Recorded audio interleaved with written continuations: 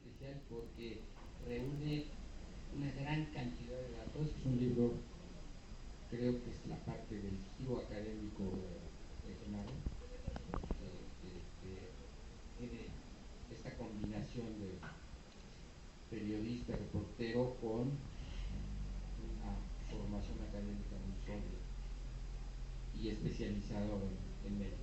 Esto fue la televisión que nos gobierna, que lo publicamos en 2005. Después, en 2007, hay un libro de coautoría, un libro con el que tuvimos bastante éxito, que hizo con Julio Scherer Ibarra sobre el proceso electoral de 2006, el fraude electoral, la guerra sucia del 2006. La parte jurídica, el análisis jurídico de todo el proceso electoral lo hizo Julio Scherer Ibarra. La parte mediática, el análisis mediático, lo hizo Genaro. Y después hicimos Si yo fuera presidente, en 2009. Este libro es muy, muy importante, creo que también está muy ligado a la temática del libro que vamos a presentar ahora, que además es una verdadera primicia aquí para el sótano, porque el libro todavía no está circulando. De hecho, hasta la semana que entra empieza a circular. Viene un lanzamiento en proceso y en reforma con adelantos del libro mañana. Y la verdad es que, bueno, eso es una verdadera primicia, porque aquí por primera vez se va a hablar del libro y yo quiero que ustedes hicieran preguntas, etcétera, porque creo que pues todavía no se ha podido leer, ¿no? Si yo fuera presidente de 2009, quiero dar un dato porque creo que eso es muy importante. Y tiramos 40.000 ejemplares. Es decir, en reimpresiones se fueron haciendo hasta sumar 40.000 ejemplares, y de los cuales de venta efectiva tendríamos alrededor de 35.000 ejemplares. Esto ya dentro del mercado editorial mexicano ya son palabras mayores. No es difícil que ahorita un libro logre ventas de 40.000 ejemplares o de 35.000, como es el caso con un tiro de 40. Y este libro solamente se hizo en el tamaño que le llamamos trade y no en bolsillo, entonces por eso es muy importante. Y luego, bueno, pues ahora ya tenemos el Sexenio de Televisa, que es un libro que trabajé yo como editor de manera muy cercana, también en el otro, pero pues como es el más reciente, es que yo me acuerdo mejor. El otro no tanto. Entonces, yo como editor, pues les digo así de manera muy informal, que pues es toda una satisfacción. Además, tuvimos un vínculo muy cercano, bueno, un vínculo que yo diría que se enriqueció por circunstancias, porque durante el proceso de edición, Monsiváis, que era nuestro vínculo, tuvo toda su crisis de salud, ¿no? Entonces aparece Carlos en el libro, en uno de los capítulos iniciales. Entonces pues es así como muy cercano todo, me siento muy involucrado con el libro, y yo ya me voy a callar para que hable Genaro. Lo que yo quisiera es que fuera así como informal la presentación, porque les digo que es una total primicia, y que le preguntaran cosas. Y si él les va a decir aquí en términos generales lo que es el libro, los casos, que además es increíble, se van acumulando. Uno de los casos que viene aquí, que se los voy a decir cuál es, lo tuvimos que meter de última hora cuando estábamos terminando el libro. Y de hecho, ahora que yo veo el último escándalo de Televisa, pues casi pudimos haberlo metido, me dieron ganas de detener todo para poderlo meter. Y lo que me llama la atención es que a cada rato están ocurriendo cosas y van a seguir ocurriendo, ¿no? Es decir, lo de Televisa es, creo que perdieron un poco el pudor, ya nos dirá cuánto, porque es impresionante, es a semana por escándalo, ¿no? Y bueno, justamente aquí están recopilados varios de los puntos y la afirmación del título, que creo que a Genaro no le gustaba mucho, pero yo creo que pinta muy bien lo que es, ¿no? ¿O sí te gustó esto? Sí. Bueno, entonces... No, yo creo que había una cierta ambigüedad en el título, ¿no? Que decía, bueno, el sexenio de Televisa, ¿por qué? Y es por el poder, ¿no? Entonces tal vez creo que queda más o menos explicado por el subtítulo, ¿no? Pero bueno, los dejo entonces con Genaro, que les va a explicar a grandes rasgos lo que es el libro, ¿no? Y después las preguntas y respuestas, que como creo que estamos aquí pocos, pues podría ser levantando la mano, si se necesita el micrófono, pues se los hacemos llegar, ¿no? Gracias.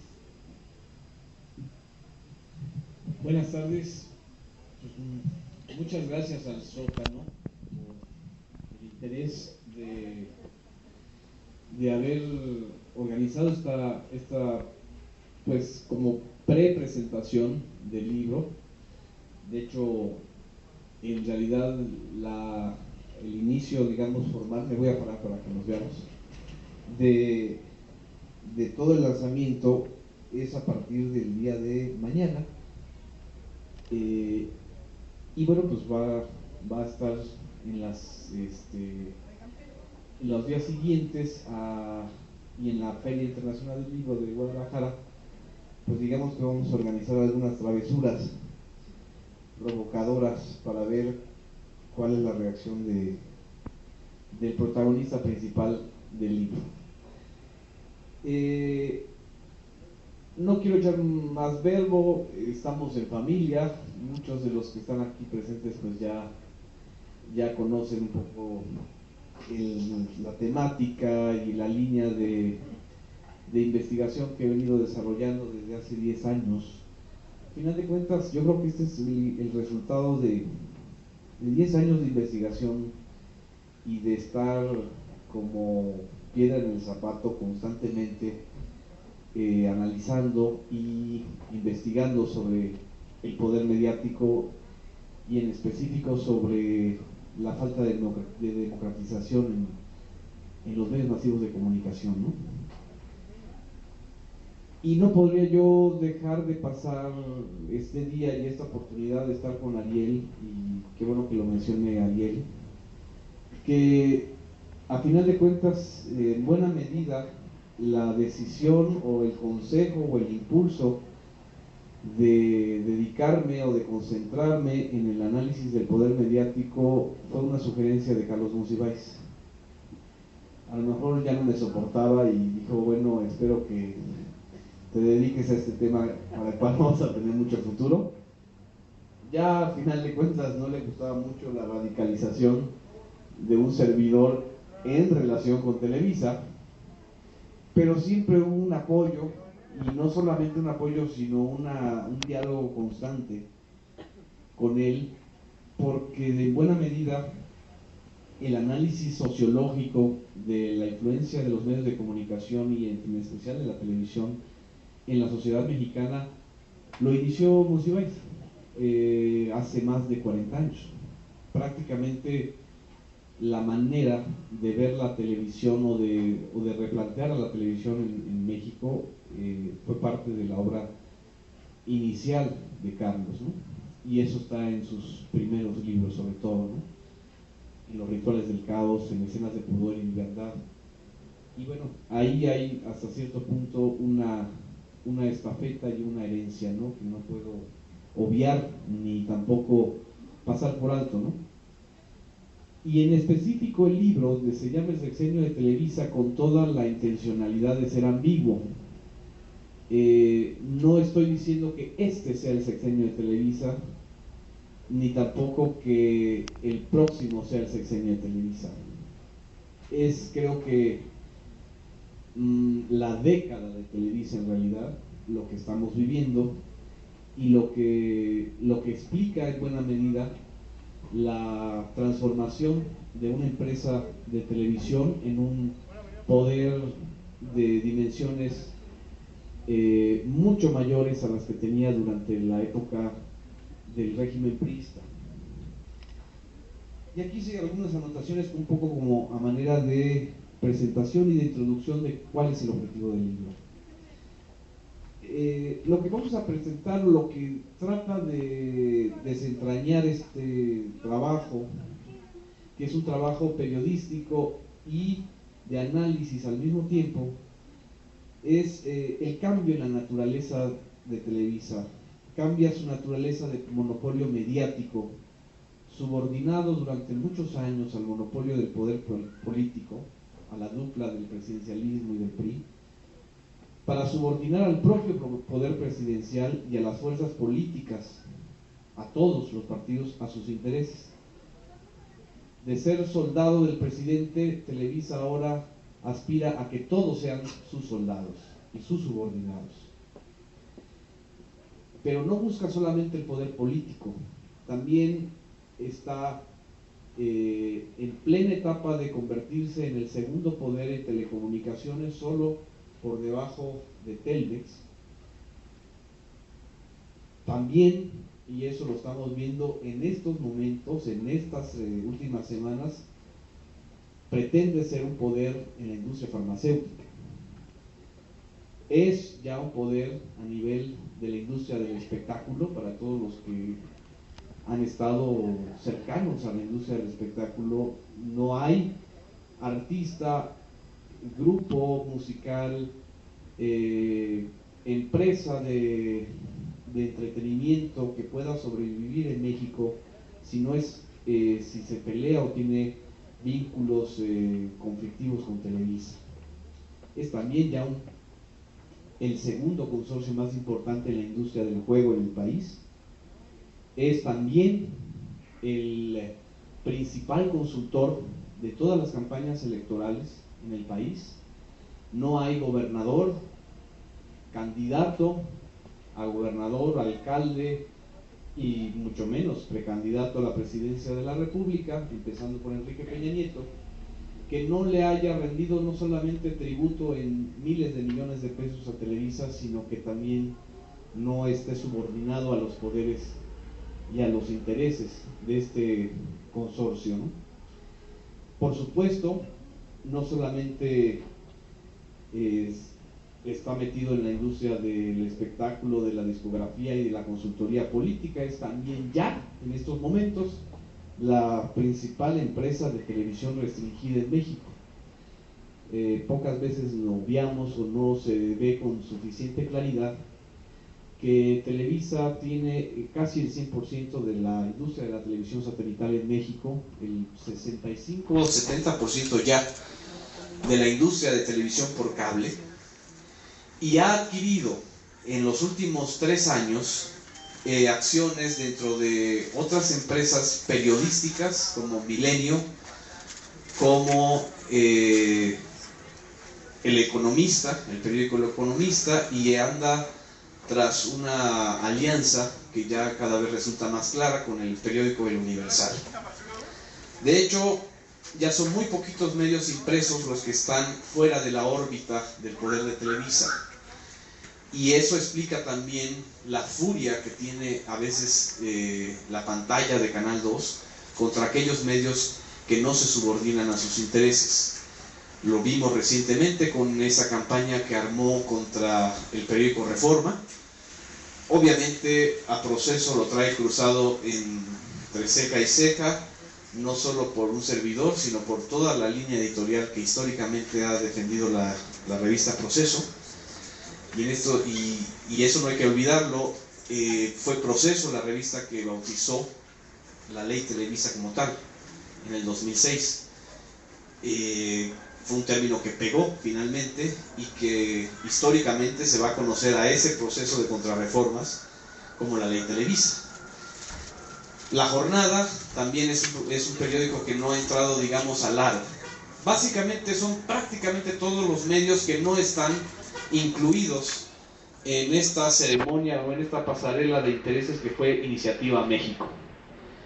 Y de hecho, en el libro hay todo un capítulo de explicación, que es el Big Brother político, sobre lo que significa o cuál es la aspiración o cuál es la intención de Televisa con la Iniciativa México.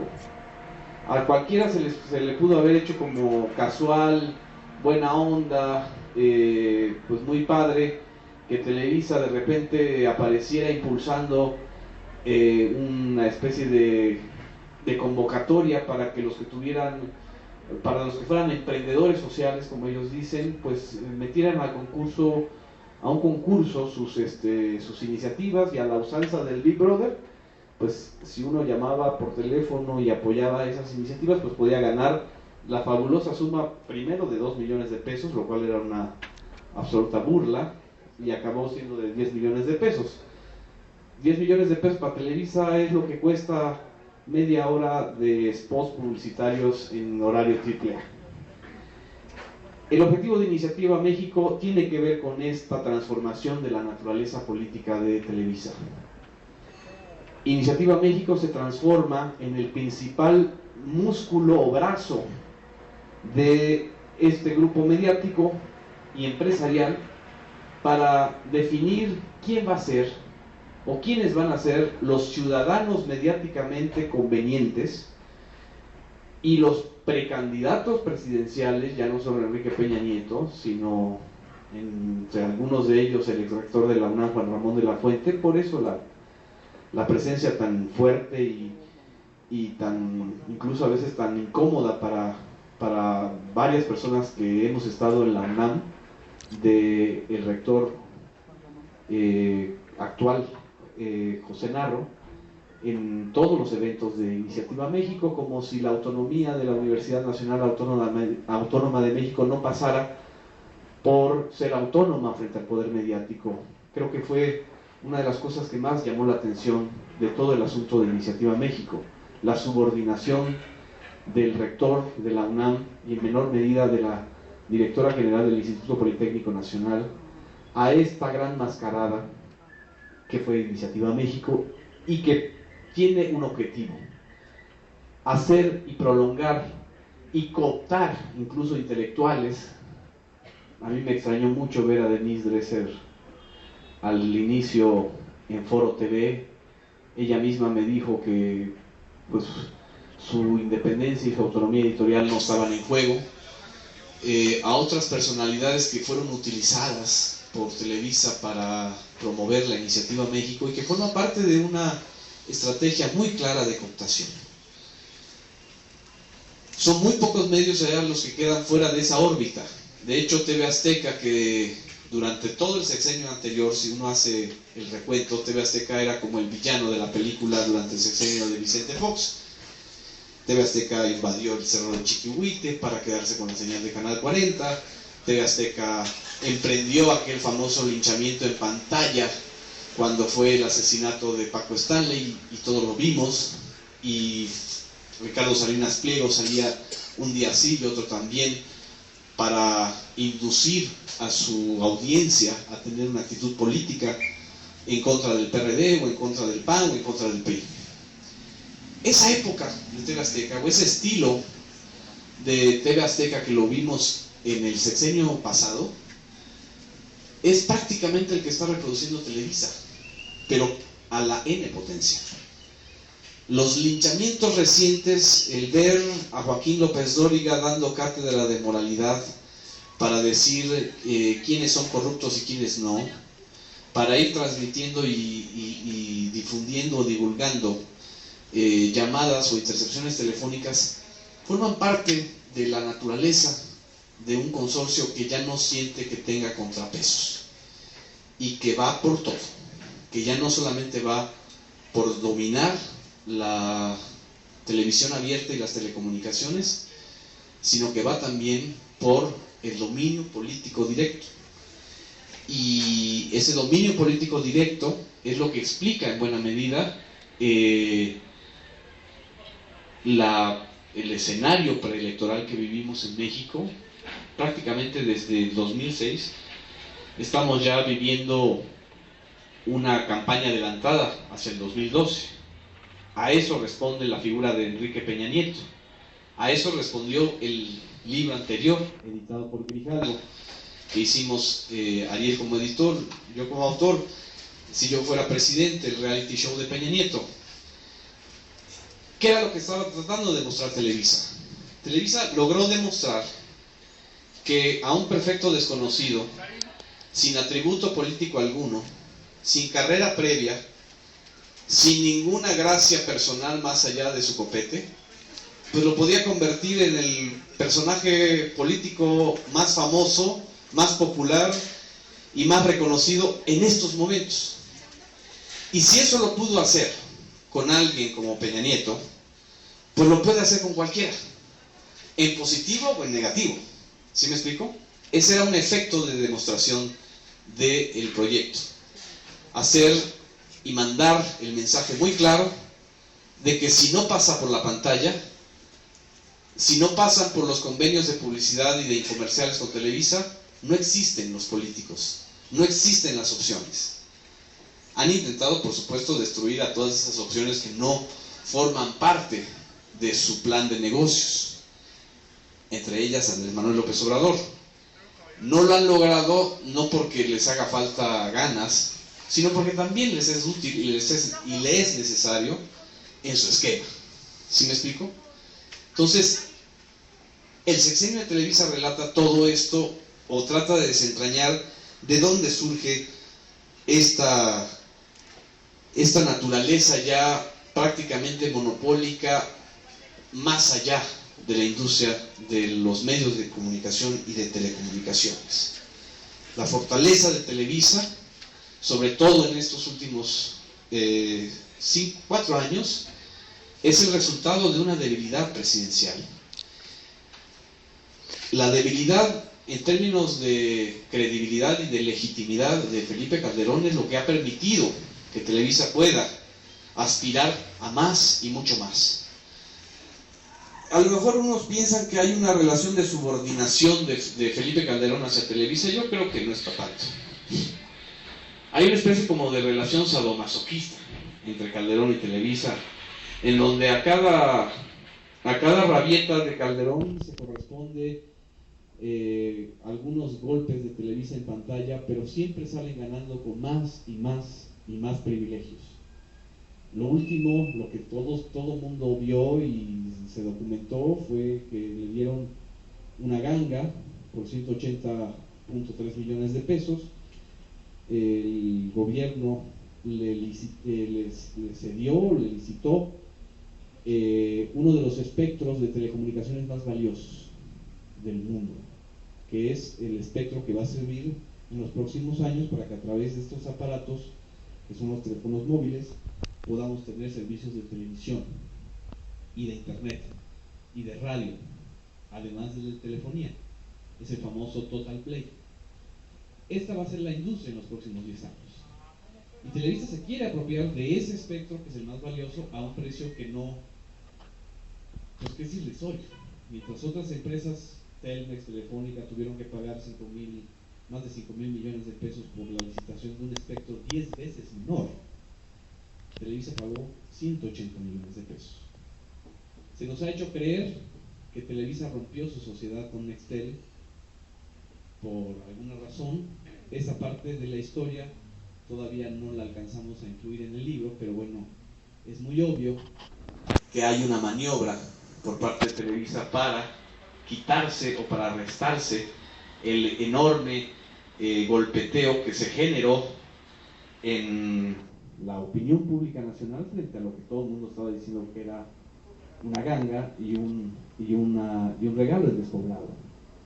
Lo peor del asunto es que es muy probable que la Secretaría de Comunicaciones y Transportes licite 2 bloques de 30 MHz, los 2 bloques sobrantes, y que en los 2 bloques se los quede Televisa, ya sea por sí sola o a través de alguna de sus subsidiarias.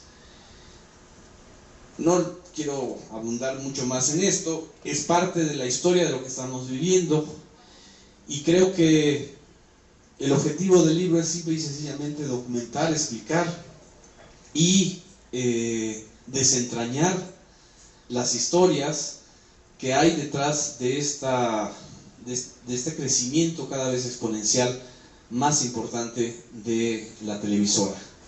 A final de cuentas, lo único que no ha podido lograr Televisa, lo único que no ha podido enfrentar de manera exitosa, es su creciente crisis de credibilidad. Televisa seguirá siendo o podrá ser durante muchos años la única señal que le llega al 80 y al 85% de la población mexicana.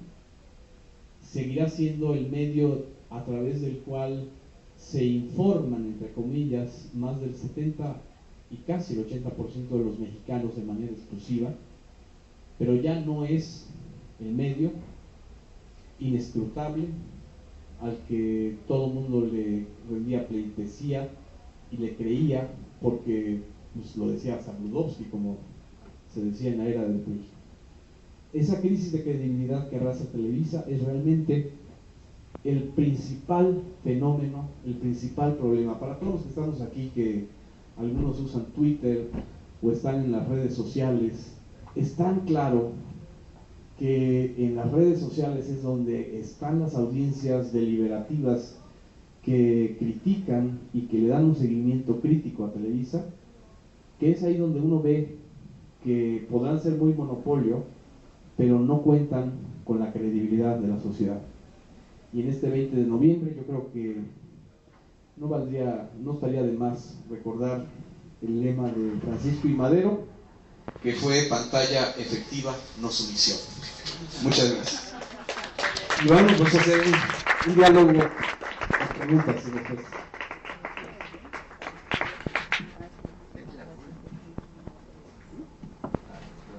¿Nadie?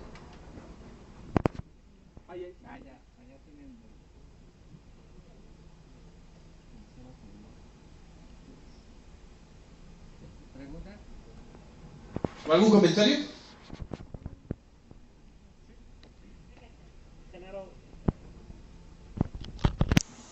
Rápido, a ver si nos inicia.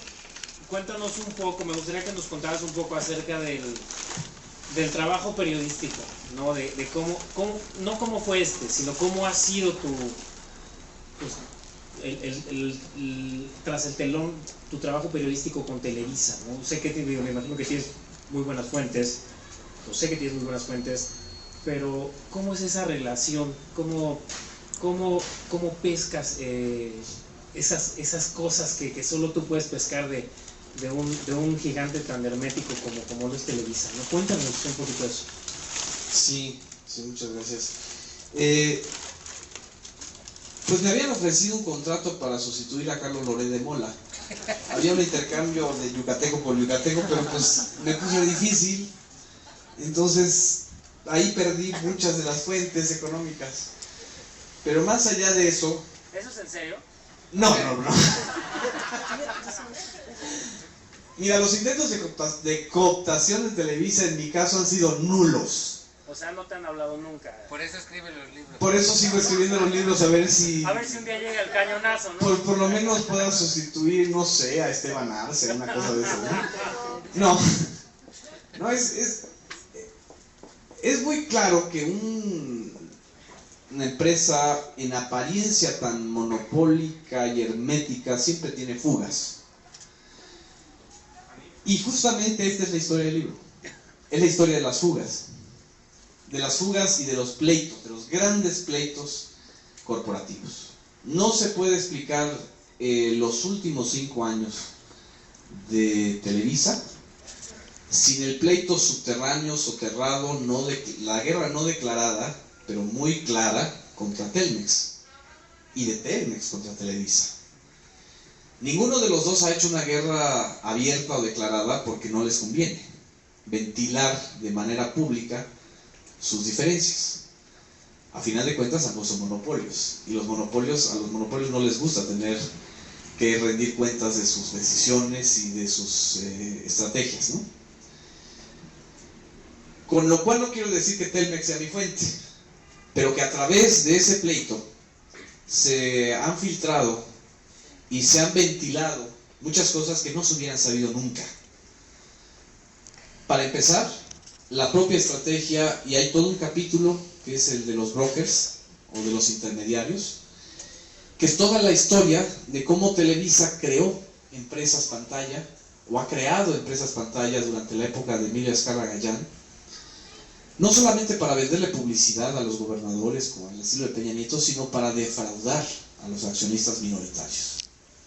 Es decir, de la medida en que ellos no reportan los ingresos totales y reales que tienen a través de la venta de publicidad a las arcas de Televisa, y eso es algo que insistentemente está en el libro. Televisa es una empresa pública porque es una empresa que cotiza en bolsa y que debe tener transparencia y rendición de cuentas a todos sus accionistas, no solamente a los de la pantalla. Entonces ahí hay fugas.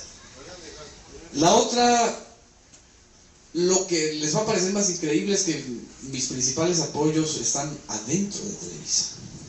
Son los trabajadores de Televisa los que me han contado muchas cosas. No hay monopolio o poder autoritario que sea inescrutable. Y en la medida en que muchos te ubican como el único, o de los pocos, ya no, espero no ser el único, ojalá, no, lo grave no es ser el único, sino que te coloquen en esa posición de ser el único, que se atreva a decir o a investigar esas líneas. Eso te habla ya de un nivel de autocensura tremendo frente al fenómeno Televisa. Pero ellos son los que te cuentan muchas cosas también. Reporteros, socios, productores, exconductores, gente que ha vivido en carne propia lo que significa un linchamiento de Televisa. Eso lo viví hace apenas una semana. El viernes pasado, antes de hacer mi reportaje para Televisa, para Proceso, ¿ya ves? Es parte del inconsciente. Me encuentro con las dos personas que son las que están en las grabaciones estas que acabamos de escuchar en los noticieros de todos los canales de Televisa. Estos dos empresarios de la industria farmacéutica. Uno no se imagina lo que puede significar sentirse linchado en una pantalla con capacidad de llegar a 42 millones de ciudadanos al mismo tiempo y de manera simultánea, y que te digan corrupto. Y no solo eso, que ni siquiera se tomen la molestia de ubicarte bien. Y uno de esos personajes es un hombre que estuvo 27 años en la industria farmacéutica como dirigente de la industria farmacéutica, como el principal representante de ese sector que está lleno también de intereses y de corruptelas y lo que uno quiera, pero que le destruyeron la vida, ¿sí? Que le destruyeron la vida. Y cuando eso uno lo observa, es cuando uno se da cuenta de lo que significa un poder autoritario y sin contrapeso. Lo vivimos los mexicanos cuando era la era del PRI. Lo vivieron muchos mexicanos antes del 68, cuando salir a la calle y manifestarte públicamente era una afrenta. Y peor aún, cuando ahora muchos se sienten vigilados por el poder del Big Brother mediático que te está atenazando, ¿no? Bueno, no vayamos tan lejos. Simón Charaf y el caso del Barbar, ¿sí? Como no solamente destruyeron a un socio porque era su socio, sino que lo acusaron de un atentado y de estar vinculados con el narco. O sea, de ese tamaño. Entonces, siempre hay víctimas que se acercan a ti. Y siempre hay gente que está enfurecida y molesta. Los cableros, por ejemplo. Los cableros han sido fuente de información muy importante para entender incluso el fenómeno de las telecomunicaciones en México, y cómo en los últimos 3 años la industria de la televisión por cable ha sido absolutamente absorbida por Televisa, ¿sí? PCTV, una empresa que hace tan solo 3 años era un contrapeso al poder de Televisa, se ha vuelto una extensión más de ese poder, en donde estaba Maite Noriega, por ejemplo. Entonces, siempre hay manera de conocer y de documentar. Lo que resulta cada vez más preocupante en mi caso, y yo creo que lo estoy observando de manera creciente conforme se acerca el 2012, es la autocensura de los medios.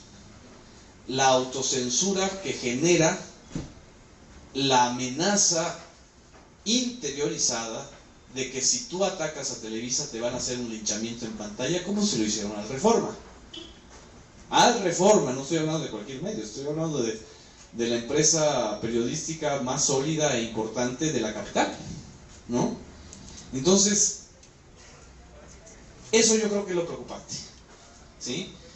Y bueno, pues ha sido un proceso largo, también de acreditarse como alguien que va a entrar a reportear de manera seria y no interesada los conflictos, ¿no?, de Televisa.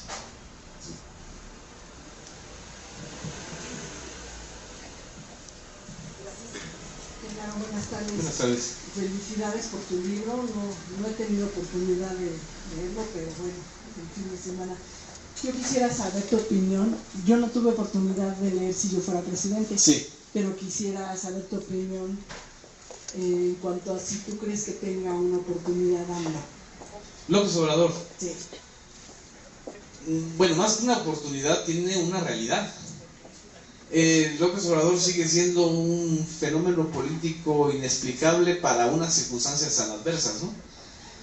Y bueno, no es López Obrador, el individuo, es toda la gente que está ahí detrás.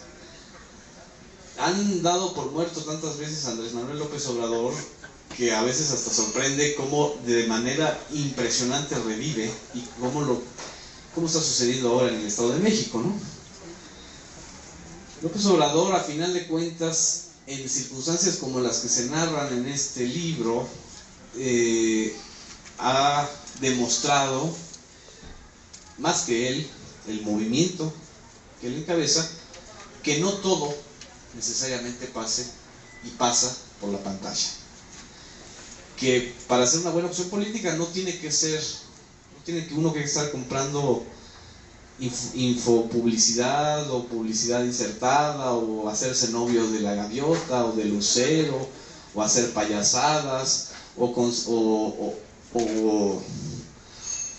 hacer o tener desde el poder legislativo facultad para eximir a Televisa del pago de impuestos como lo han hecho los priistas. En fin, hay un ámbito de la realidad social que ha podido vivir y sobrevivir más allá de esto, lo cual no significa que sea sano, que esta sobrevivencia haya tenido que ser así, pero creo que en la medida en que haya un sector, que es el sector de la izquierda, y sobre todo de la izquierda ya no partidista, porque bueno, también es muy claro que el grupo que dirige actualmente el PRD pues está absolutamente cercano a la línea de Felipe Calderón y en muchos casos a la línea de Televisa, tiene vigencia, tiene vida y tiene posibilidades, ¿no? Básicamente es eso.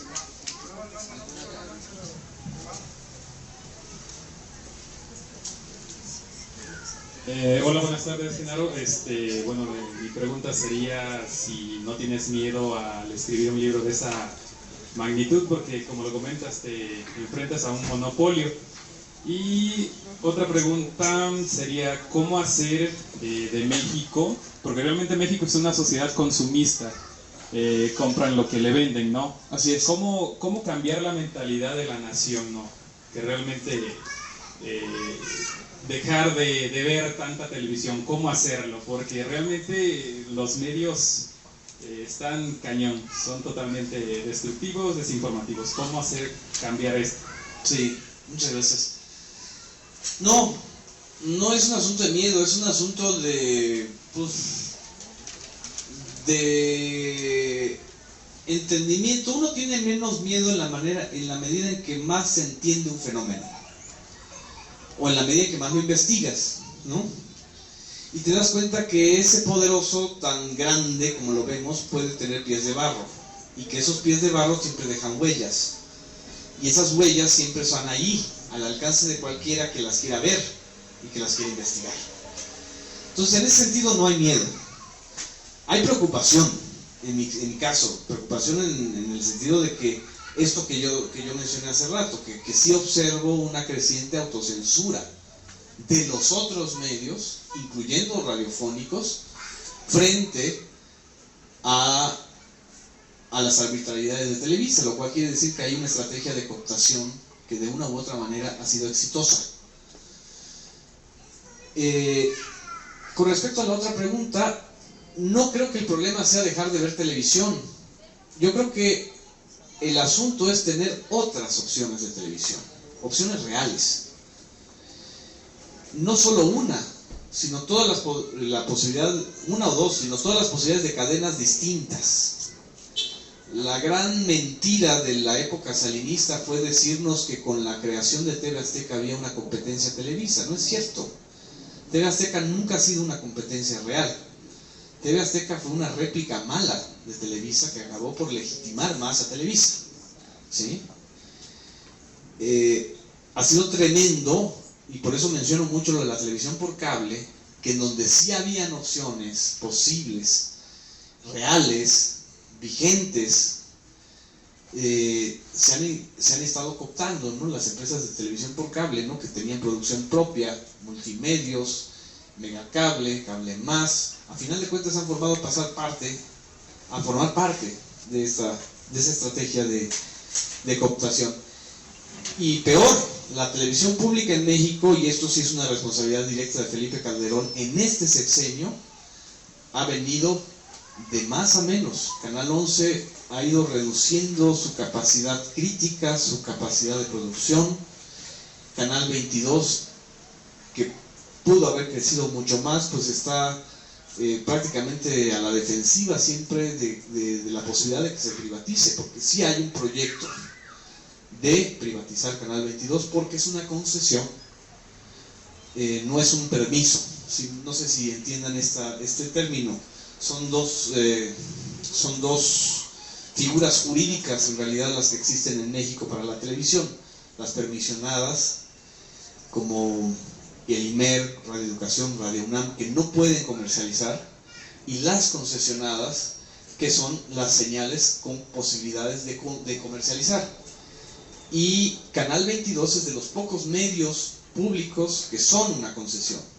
Entonces, si no mueren por asfixia presupuestal, que eso es lo que ha estado pasando con el Canal 22, también pueden fenecer por la voracidad de los medios privados de adquirir esa señal. Entonces, el punto principal es una diversidad de señales de televisión. Yo no soy enemigo ni de los contenidos televisivos, ni de la posibilidad del medio televisivo, que en otros países y en otras circunstancias, a pesar de la chabacanería, de la superficialidad que domina el lenguaje televisivo, han sido opciones reales. Y pienso en Brasil, con todo y que allá también hay un monopolio muy grande, hay competencia televisiva.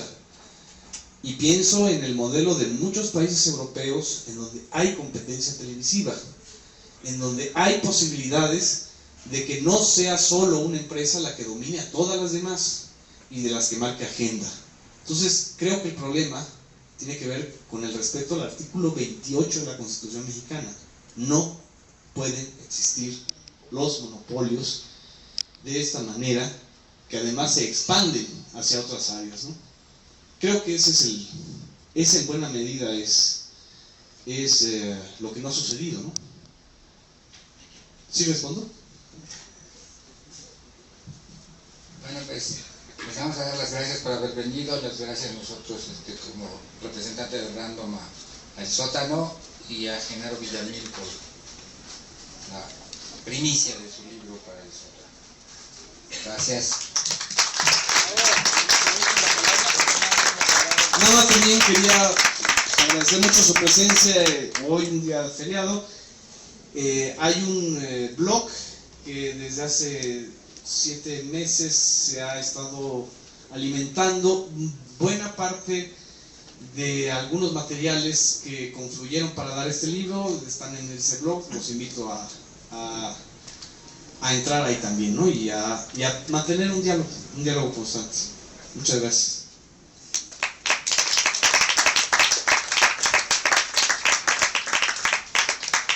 Y a continuación alguien va a hacer striptease.